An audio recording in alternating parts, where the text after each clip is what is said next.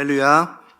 오늘 이 말씀을 통하여서 사랑하는 베들레헴 교회 성도 여러분들에게 하나님의 사랑과 위로를 가득히 느끼기를 간절히 소망합니다. 얼마 전 많은 사람들이 함께 울고 웃었던 일들이 있었습니다. 바로 도쿄올림픽이 폐막을 하게 되었습니다.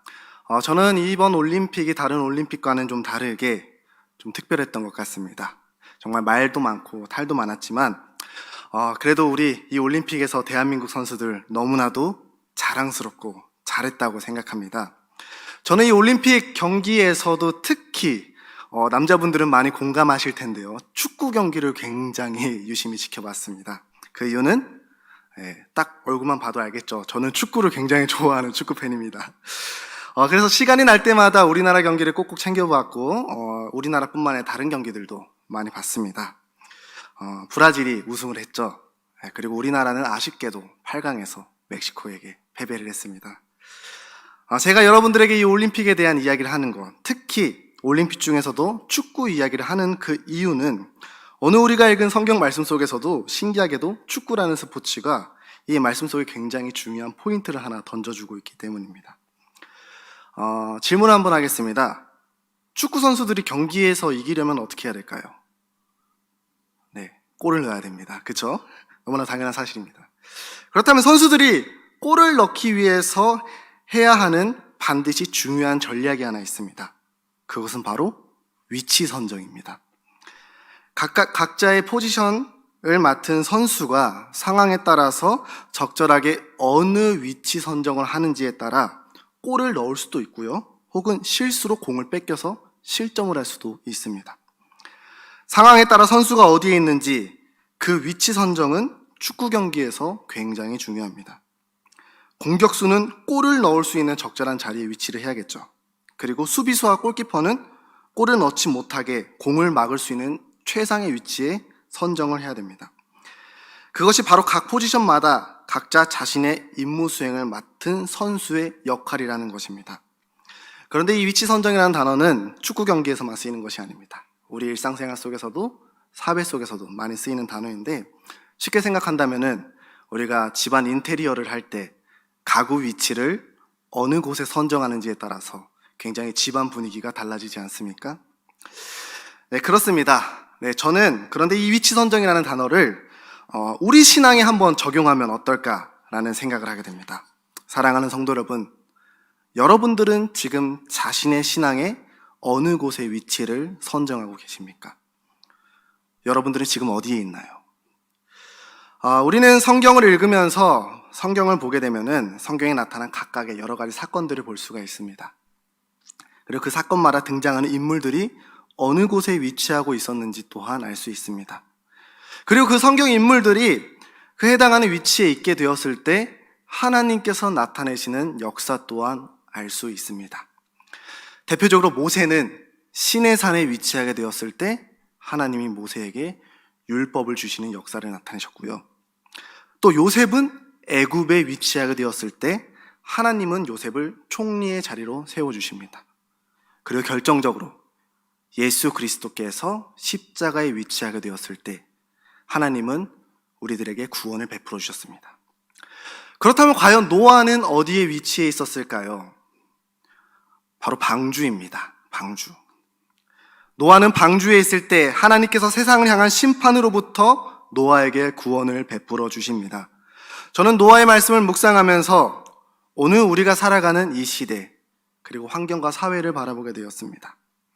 그러고 보니 우리가 지금 살아가는 이 세상에 나타나는 여러 가지 문제들, 사건들 그리고 혼란들이 어쩌면 우리가 지금 노아의 때를 살아가고 있지 않은가라는 생각을 하게 됩니다. 코로나는 말할 것도 없겠죠.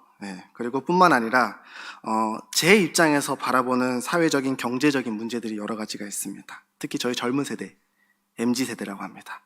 뉴스를 보게 되면은 여러 가지 문제들이 나타나고 있어요. 청년 세대들이 겪고 있는 취업의 문제, 주거의 문제, 그리고 비트코인도 있을 것 같고 또 저출산의 문제들도 여러 가지 문제들이 나타나는 것 같습니다.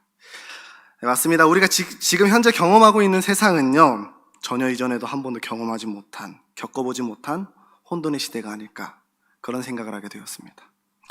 그렇기 때문에 우리는 지금 이 시점, 우리의 신앙은 어디에 위치하고 있는지 그것을 파악하는 것은 굉장히 중요합니다. 또한 우리 개인적인 신앙뿐만 아니라 우리 베들레헴 교회가 지금 어느 위치에 선정을 하고 있는지, 그리고 우리 베들레헴 교회가 어디로 가야 하는지 또한 정말 중요하다고 생각합니다. 저는 이 말씀을 통해 혼란의 시대를 살아가는 우리가, 그리고 우리 베들레헴 교회가 어느 곳에 위치하고 어디로 가야 하는지를 생각하고 나누었으면 좋겠습니다. 자, 첫 번째는요, 우리는 방주로 들어가야 한다는 사실입니다. 하나님께서 오늘 본문 말씀을 통해 노아에게 이렇게 말씀하고 있습니다. 창세기 7장 1절 말씀을 보면 여호와께서 노아에게 이르시되 너와 내 온 집은 방주로 들어가라. 이 세대에서 내가 내 앞에 의로움을 내가 보았음이니라. 아멘. 하나님께서는 노아에게 말씀하십니다. 지금 너의 위치는 세상의 그 어떤 곳도 아니라 방주라고 이야기하고 있습니다. 그리고 하나님은 노아에게 방주로 들어가라고 말씀하고 있습니다. 그 당시 노아가 살았던 시대 분위기를 살펴보면 창세기 6장을 통해 우리는 충분히 파악할 수 있습니다. 어떤가요? 사람들의 죄악이 세상 가운데 가득했습니다. 그리고 사람들의 마음으로 생각하는 그 모든 것들이 항상 악한 것들 뿐이었습니다. 이런 분위기 속에서 하나님은 어떤 감정을 느끼셨나요? 사람을 지으신 것에 대해서 굉장히 속상해하시고 한탄해하고 계셨습니다. 죄악으로 가득 찬 이 세상 속, 그 세상으로부터 하나님은 노아에게 방주를 만들어라 라고 말씀하고 있습니다. 그리고 그가 사는 세상으로부터 벗어나 노아의 위치 선정이 방주 안에 있어야 될 것을 이야기하고 있습니다. 여기서 하나님께서 말씀하시는 방주는 과연 어떤 것을 의미하고 있을까요? 저는 말씀을 준비하면서 방주에 대한 신학적인 의미를 세 가지로 정리해 보았는데요. 첫 번째는요, 방주는 구별된 곳입니다. 방주는 세상으로부터 구별된 곳입니다. 이곳은 세상의 죄가 존재하지 않으며 세상의 죄악으로부터 영향을 받을 수 없는 곳입니다. 그렇기 때문에 방주는 하나님께서 직접 말씀하신 구별되고 거룩한 곳이라는 것을 알 수 있습니다. 두 번째로는요, 방주는 모이는 곳입니다. 성경을 보면은 노아는 방주에 혼자 들어가지 않았습니다. 또한 하나님께서 노아에게 방주 혼자 들어가라고 말씀하고 있지 않습니다. 이는 본문 말씀에서 분명하게 이야기하고 있는 게 방금 읽었던 1절 말씀에서 여호와께서 노아에게 이르시되 너와 내 온 집은 방주로 들어가라. 하나님께서 노아에게 너와 내 온 집이 함께 방주로 들어갈 것을 말씀하고 있습니다. 이는 노아 혼자뿐만 아니라 노아가 함께 살고 있는 가족 공동체, 더 나아가 노아와 함께 구별된 모든 생명체들에게 방주로 들어갈 것을 말씀하고 있는 거죠. 이는 무엇을 의미할까요? 방주는 하나님의 부르심을 통해 세상으로부터 구별된 자들이 모이는 곳임을 의미합니다. 세 번째는요, 방주는 안전한 곳입니다. 노아의 방주는 하나님의 심판과 세상의 죄악으로부터 보호를 받을 수 있는 안전한 곳입니다. 그렇기 때문에 방주 안에 있던 자들만이 홍수라는 재앙으로부터 유일하게 살아남을 수 있게 되었고, 세상의 풍조를 따르지 않고 구별되어 하나님으로부터 안전하게 보호를 받을 수 있게 되는 곳, 그곳이 바로 방주라는 것입니다. 방주는 이런 세 가지의 특징을 가지고 있습니다. 그런데 사랑하는 성도 여러분, 방주가 가지고 있는 이 세 가지 특징, 들어보니까 뭔가 좀 익숙하게 느껴지는 것 같습니다. 그렇지 않나요? 제가 말씀드린 방주의 그 세 가지 특징, 사실 이 특징은요, 방주뿐만 아니라 오늘날 우리가 지금 이 자리에 있는 교회가 가진 특징이자 교회가 가진 정체성입니다. 우리가 있는 이 베들레헴 교회는요, 세상으로부터 구별된 거룩한 곳입니다. 우리가 서 있는 이 베들레헴 교회는 하나님의 부르심을 받은 자들이 모이는 곳입니다. 우리가 있는 이 베들레헴 교회는 세상의 죄로부터 보호를 받을 수 있는 안전한 곳입니다. 그리고 구원의 은혜를 누릴 수 있는 그런 곳입니다. 우리에게 있어서 교회는 이런 방주와 같은 곳이라는 겁니다. 다시 말해서 오늘 본문 말씀에서 이야기하고 있는 이 방주는 사실 오늘날 우리 교회를 향해 말씀하고 있는 것입니다. 사랑하는 성도 여러분, 우리는 지금 혼돈의 시대를 살아가고 있습니다. 혼란의 시대를 살아가고 있습니다. 복음의 빛을 발하지 못하고 수많은 사람들이 하나님을 떠나 자신의 생각과 소견대로 생각하고 믿으며 성경의 무시를 받고 성경에 외면받는 시대를 살아갑니다. 그리고 특히 이 코로나라는 팬데믹이 이 시대의 분위기를 더 어렵게 만들고 있습니다. 우리가 그것을 충분히 피부로 느끼고 있지 않습니까? 그렇다면 이런 상황 속에서 과연 우리가 있어야 할 위치는 어디일까요? 바로 방주라는 거죠. 방주가 되는 이 교회가 우리가 지금 당장 있어야 할 위치입니다. 하나님은 말씀하십니다. 지금 당장 방주로 들어가라. 아니, 교회로 들어가라. 네가 당장 있어야 할 그 위치는 세상의 그 어떤 곳도 아닌 교회에 있어야 한다라고 말씀하고 있습니다. 그러나 사랑하는 성도 여러분, 우리는 알고 있지 않습니까? 교회를 가는 게 쉽지 않습니다.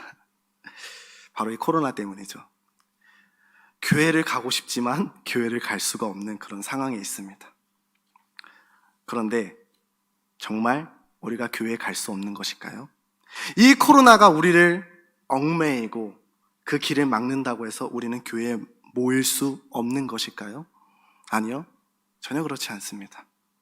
비록 우리의 육체는 교회에 갈 수 없고 교회에 모일 수 없지만 이미 우리의 마음과 우리의 정성과 우리의 심정은 교회에 위치하고 있습니다. 세상이 아무리 교회를 가지 못하게 만들고 교회에 모이지 못하게 할지라도 우리는 충분히 교회에 모일 수 있습니다. 우리의 위치는 항상 교회에 있을 수 있게 됩니다. 바로 이 유튜브와 줌과 같은 비대면 시스템으로 말이죠. 그러니 여러분 너무 낙심하지 마십시오. 우리는 충분히 모일 수 있습니다. 허나 이 비대면 시스템은 명심해야 됩니다. 그저 임시적인 시스템일 뿐입니다. 언제든지 어느 순간에 이 코로나라는 상황과 제약은 풀릴 수 있습니다. 그럴 때 우리는 당장 최선을 다해 베들레헴 교회로 모이기 시작해야 됩니다. 우리는 그럴 때 최선을 다해 당장 베들레헴 교회로 가야 됩니다. 그럴 때 우리는 최선을 다해 베들레헴 교회 위치에 있어야 합니다. 세상으로부터 구별되어 우리가 교회로 들어가는 것, 우리가 교회로 모이는 것, 바로 오늘 본문 말씀을 통해 하나님이 우리에게 하시는 말씀이라는 겁니다. 그렇게 한다면은 방주 안에서 구원을 받았던 그 노아처럼 우리 또한, 우리 베들레헴 교회 또한 이 교회를 통해 진짜 구원을 누릴 수 있는 참된 은혜가 주어지는 것입니다. 그러나 우리는 이 방주, 이 교회 안으로 들어가는 것만으로 우리의 신앙을 끝내면 안 됩니다. 두 번째는요, 우리는 방주 안에서 인내해야 합니다. 오늘 본문 말씀을 보게 되면은 노아가 하나님의 말씀에 순종하여 방주로 들어가고 있습니다. 이어서 우리가 노아 이 스토리를 쭉 살펴보게 되면요, 노아가 방주로 들어간 것으로 끝나는 것이 아니라 7일 후에 드디어 비가 내리기 시작하죠. 그리고 그 비는 40일 동안 쉬지 않고 계속 내리기 시작합니다. 40일이 지난 후 온 지면, 온 세상은 물에 잠기게 됩니다. 그리고 모든 생명체는 다 죽어버리게 됩니다. 이제 유일하게 세상에서 살아남은 생명은 오직 노아밖에 없습니다. 노아만이 유일하게 하나님으로부터 구별되어 구원을 받게 됐다라는 사실을 성경에서 이야기합니다. 자, 우리가 여기서 결과만 보고 생각을 한다면요, 이 노아가 홍수의 심판에서 구원을 받았다라는 그 그림 자체는 굉장히 좋아 보이고 너무 은혜가 되죠. 그런데 과연 노아가 방주 밖으로 나와서 내가 구원을 받았구나, 그런 감정을 느끼기 전까지 과연 노아가 방주 안에서의 생활이 어땠을지를 한번 생각해 본 적 있으십니까? 하나님은 노아에게 비를 내리겠다고 하시고 방주로 들어가라고 말씀하고 있습니다. 그런데 방주로 들어가는 노아에게 얼마만큼 방주 안에서 지내야 하는지 그 기간을 알려주시지 않아요. 노아가 하나님으로부터 받은 계시는 단지 40일 동안 비가 내린다는 그 단 하나의 정보였습니다. 과연 그 비가 이슬비처럼 내리는지 아니면 태풍처럼 억수로 쏟아내리는지, 바람은 강하게 부는지 약하게 부는지, 또 파도는 얼마나 치는지, 그리고 과연 노아는 얼마나 방주 안에 머물러 있어야 하는지 어떤 정보도 없었고요. 성경은 이에 대한 정보도 기록하고 있지 않습니다. 다만 그 결과를 보면은 노아는 약 1년 정도 방주에 머물렀다라는 사실을 알 수 있습니다. 사랑하는 성도 여러분, 그렇다면 노아는 이 1년이라는 기간 동안 방주 안에서 지내는 그 생활 상태, 더 나아가 정신 상태가 어땠을까요? 평안했을까요? 그곳이 즐거웠을까요? 행복했을까요? 함께 생각했으면 좋겠는데요. 자, 내 가족을 제외한 모든 생명이 다 죽었어요. 여러분, 이거는 블록버스터 영화에서만 나오는 그런 재난 영화가 아니에요. 실제 상황입니다. 얼마나 끔찍하고 얼마나 무섭고 얼마나 공포스러웠을까요? 이것뿐만입니까? 배가 지금 어디로 가고 있는지도 모르고요. 정말 내가 이 하나님의 말씀을 통해서 배를 만들긴 했지만 정말 이 배가 튼튼한지, 혹시 어디에 부딪혀서 이 방주가 좌초되지는 않는지, 높은 파도로 인해서 이 방주가 뒤집히지는 않는지, 그 불안함 때문에 노아가 단 하루라도 잠을 제대로 잘 수 있었을까요? 또한 햇빛 또한 보지 못하고 한 공간에서 기약 없이 살아야 하는 이 상황. 만약 제가 노아였다면은 아마 미치지 않았을까라는 생각을 하게 됩니다. 우리가 지금 이 코로나 시대에서 집에서만 보내는 것도 얼마나 힘든데 노아는 또 얼마나 더 힘들겠습니까? 저는 이런 모진 고난을 겪었을 노아의 심정 상태를 묵상하고 있자니 우리 사랑하는 베들레헴 교회 성도 여러분들의 모습이 생각이 났습니다. 코로나로 인해서 고통을 받고 있는 이 상황, 우리는 말씀을 통해 우리는 여러 번 위로와 용기를 얻었습니다. 분명히 우리 교회는 다시 부흥할 것이다. 반드시 회복의 역사가 나타날 것이다. 우리가 교회 다 같이 모일 수 있는 날이 속히 올 것이다. 이렇게 다짐하면서 수없이 되뇌이고 믿어왔습니다. 그런데 정작 우리는 이 코로나 상황을 얼마나 더 기다려야 될지, 얼마나 더 견뎌야 될지 잘 모르고 있지 않나요? 어쩌면 우리 이 상황이 방주 안에서 하염없이 나가기를 기다리는 노아의 마음처럼 우리 또한 그렇지 않을까라는 생각을 하게 됩니다. 그렇다면 어떻게 해야 될까요? 우리가 어떻게 살아가야 될까요? 이 코로나가 과연 끝이 나긴 하는 것일까요? 성경을 보게 되면요, 수많은 성경들의 인물의 모습들이 나옵니다. 오늘의 노아뿐만 아니라 우리가 잘 아는 요셉, 다윗, 바울, 그 외 수많은 인물들, 이 성경 인물들의 삶을 보게 되면요, 항상 그들의 모습은요, 고난과 핍박들이 가득히 넘쳐났습니다. 그리고 이 고난과 핍박은 정말 참 견디기 어려운 상황들이었습니다. 그럼에도 불구하고 어땠습니까? 그들은 결국 고난과 핍박을 이겨냈습니다. 하나님으로부터 구원의 은혜를 누릴 수 있게 되는 그런 경험을 하게 됩니다. 저는 오늘 이 코로나 시대를 묵상하면서 수많은 성경 인물들을 바라보았습니다. 어떻게 이 고난을 이겨냈을까? 이 말도 안 되는 핍박을 어떻게 이길 수 있었을까? 계속해서 성경을 묵상했고 많은 생각들을 하였습니다. 그 과정에서 이 수많은 인물들이 가지고 있는 단 한 가지의 공통점이 있었다는 사실을 알게 되었습니다. 그것은 바로 인내라는 거죠. 요셉이 기나긴 노예 생활을 견디고 총리가 될 수 있었던 것, 다윗이 몇십 년의 도망자 생활을 견디고 왕이 될 수 있었던 것, 바울이 수십 번 죽을 위기에 처하고 감옥에 갇히며 고통을 당했지만 결국 오늘날 우리에게 이 소중한 성경을 전해줄 수 있었던 것, 그리고 마지막으로 노아가 이 기나긴 생활을 견디며 버틸 수 있었던 것, 바로 인내했기 때문입니다. 사랑하는 성도 여러분, 그러나 이 인내는요, 우리가 생각하는 단순히 기약 없는 기다림을 의미하는 것이 아닙니다. 무작정 참고 기다리는 그런 무식한 방법론을 이야기하는 것이 아닙니다. 그리스도인이 행하는 인내는요, 성경에서 말하는 인내는 약간 좀 다른 의미로 말씀하고 있습니다. 히브리서 10장 36절을 보게 되면 이렇게 설명하고 있습니다. 너희에게 인내가 필요함은 너희가 하나님의 뜻을 행한 후에 약속하신 것을 받기 위함이라. 아멘. 우리에게 있어서 인내란 무엇입니까? 믿음으로 하나님의 뜻을 행하여 약속하신 것을 받는 것, 그것이 바로 인내라는 것입니다. 다시 말해서 하나님의 뜻을 행하는 인내는 하나님의 뜻이 있는 교회 안에서 내 위치를 지키는 것입니다. 하나님의 뜻에 있는 교회에 모이기를 힘쓰는 것입니다.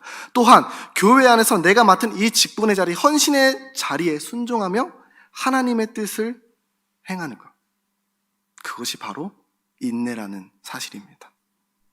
사랑하는 성도 여러분, 인내하고 계십니까? 그렇다면 어떤 인내를 하고 계십니까? 제가 코로나 시대를 보내면서 유독 많이 들었던 찬양이 하나 있습니다. 광야를 지나며 라는 찬양인데요. 제가 이 찬양의 가사를 묵상하다 보니 그 어떤 마음의 감동이라고 할까요? 어떤 생각을 가지게 되었습니다. 하나님이 왜 오늘날 우리에게 코로나를 주셨을까? 코로나에는 정말 어떤 하나님의 뜻에 담겨 있을까라는 고민을 하게 되었습니다. 문득 그런 생각을 하는 와중에 코로나 이전에 살았던 저의 모습을 발견하게 되더라고요. 이름은 그리스도인이라고 하지만 정작 제가 살아가는 그 생활과 그 세상 속에는요, 하나님이 있지 않더라고요. 그곳에 나는 하나님의 도움도 필요 없었고, 말씀도 필요 없었고, 믿음도 필요 없었습니다. 그냥 그런 삶을 살아왔더라고요. 그런 모습을 통해 제가 깨닫게 된 사실이 있습니다.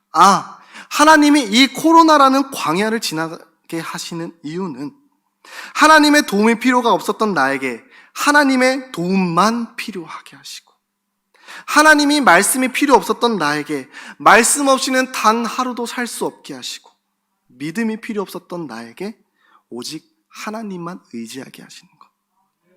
이것이 코로나를 통해 하나님이 나를 구원하시려는 참된 계획이구나. 이것을 깨닫게 되더라고요. 사랑하는 성도 여러분, 우리는 코로나라는 광야를 지나고 있습니다. 이 광야는요, 언제 끝이 날지 몰라요. 무슨 일이 일어날지 전혀 모릅니다. 과연 우리가 이곳에서 할 수 있는 것이 무엇이 있을까요? 바로 방주. 이 교회 안에 들어가 교회 안에 위치하는 것입니다. 하나님의 도움이 있는 교회, 하나님의 말씀이 있는 이 교회, 나의 믿음을 성장시킬 수 있는 이 교회, 이 교회가 오늘날 코로나 시대에서 유일하게 살아남을 수 있는, 우리가 구원을 받을 수 있는 방법이자 길이 됩니다.